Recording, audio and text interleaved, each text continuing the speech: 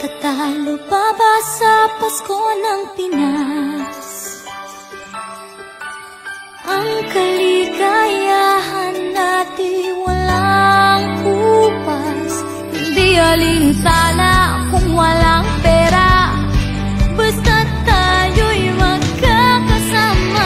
Ibang-iba talaga ang Pasko sa Pinas. May tatalo pa ba sa Pasko ng Pinas